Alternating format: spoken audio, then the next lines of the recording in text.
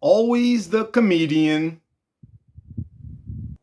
I chose today's MLB player to profile for the simple reason he passed away in Minnesota. He was also a Twins coach. This gives me an excuse to talk about the Vikings' two new cheerleaders. Cleveland Indians pitcher Carl Thomas was my first choice. Not only was he born in Minnesota, but with the middle name Leslie, he was perfect for my Vikings intro. I started writing his story, but it got too long, so instead went with today's man of the moment. Though not born in Minnesota, he will suffice for what I am calling my preemptive kickoff start to the NFL season show with this made-up scenario. So let's go. Or should I say, so let's go! I know Viking fans are really pumped up for the start of the season because you can feel it here at Viking Stadium as my brother Ed and I look around and see all the familiar sights. The players warming up, Victor the Viking on his motorcycle, and all 35 Viking cheerleaders. What's that, Ed? Yeah, they do have nice butts. What do you mean, check closer? The two on the end. Yeah, what about them?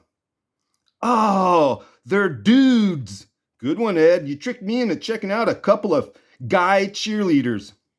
But in my defense, I do have bad eyes, and they do look like girls, and they are shaking pom-poms. I never noticed male cheerleaders on my TV when watching the NFL. Now a dozen teams have them. As Olympic figure skater Nancy Kerrigan said after getting whacked in the knee, why? And don't say out of fairness, equality, or inclusion, because the next thing you know, they'll have female referees running around the field with their ponytails sticking out of their ball cap. Getting back to the Vikings queer leaders, I can see it now. A few guys and gals smuggling in uncooked hot dogs and throughout the game hucking them at the male cheerleaders, with a few females taking a dog to the face that the fans will consider as collateral damage until they learn how to throw their pink and slippery meat product with some kind of accuracy. Or put a spin on that and have a sanctioned Oscar and Meyer Pride Night, and have the cheerleaders circle the field in the Wienermobile, tossing out packs of hot dogs to all the fans, and then have it backfire spectacularly like MLB's fiasco back in 1979 with Disco Demolition Night. Only instead of records being thrown on the field, the fans will now be chucking hot dogs. Why am I talking about cheer wieners and football when I should be talking about Vernon, Thomas, Morgan, nickname Vern? Because up here at the Chuckle Bucket, I just can't pass up taking shots at the NFL.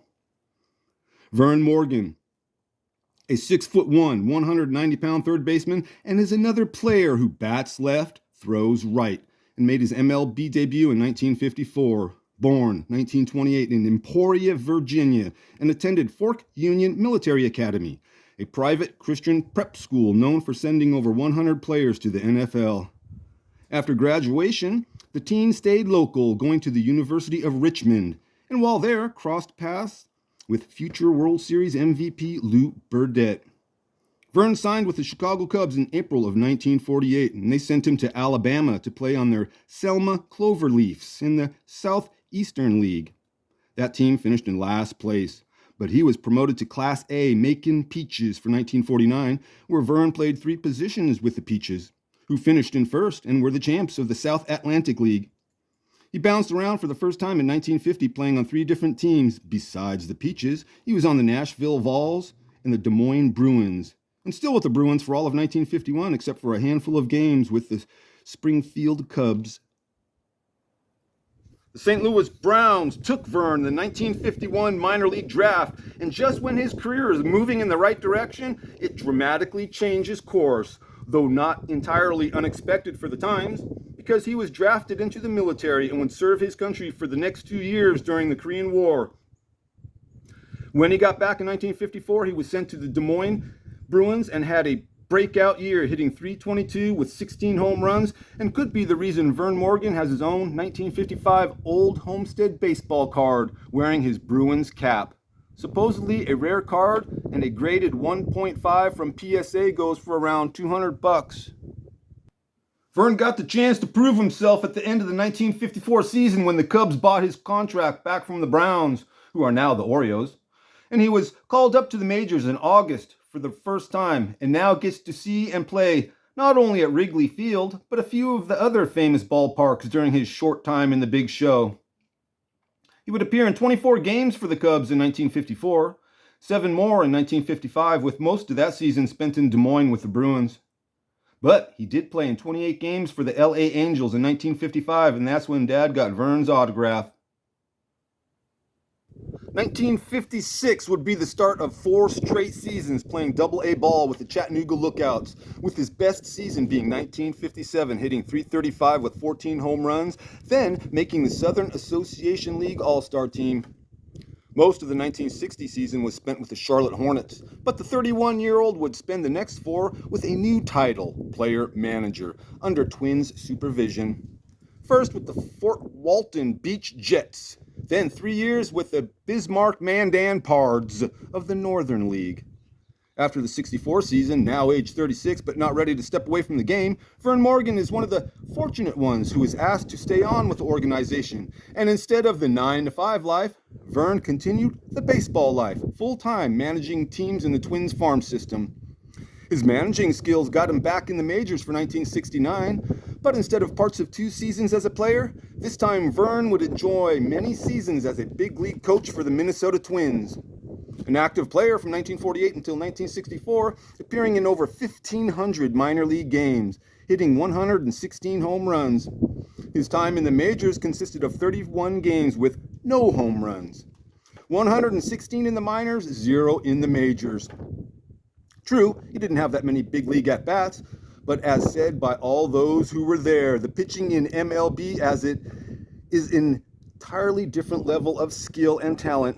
And for the rest of his life, Vern would coach that skill and talent at the big league level until September of 1975, when forced to quit because of illness. He passed away 2 months later, on November 8th, in Minneapolis, Minnesota, from complications after a kidney transplant. Vern Morgan was 47. It's been 50 years since Vern Morgan has been gone, but for some, it might seem like it was only yesterday. Even today, clear as a bell, I can picture it like it was only yesterday. Sitting by myself in a military hospital waiting room, back in 1973 as an 8-year-old kid, knowing my grandpa was dying just a few doors down. I guess with my grandma by his side, having me, Ed, and my baby sister would be too much. Or my mom and dad just didn't want me to see him. So they sat me down in your typical hospital waiting room, a few seats away from the receptionist desk, near the hallway. It was just me and her.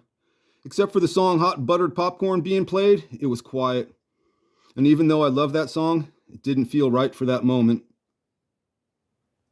I only saw my grandpa a few times a year, and every time I saw him, he was dressed real nice and always had a big smile for me and Ed. So after sitting there for not long, I saw a guy who looked like my grandpa coming down the hallway, but coming from the opposite direction that my parents went. He was wearing a hospital gown, and I could see his black shoes and black socks he always wore. I was told he was dying. So I pictured him laid up in bed and was confused and caught off guard when I saw this guy who looked like my grandpa coming down the hallway. Right away, I noticed 2 things at once. How shiny his shoes were, and how terrible he looked. He looked defeated. Didn't even look like him, but it was. He didn't even look up as he walked past, just stared down at the floor in front of him. But as slow as he was walking, my confused brain was even slower. Then he was gone, and I never saw him again. The biggest regret in my life was not jumping up and running over to him. I know he would have given me a big smile and a big hug.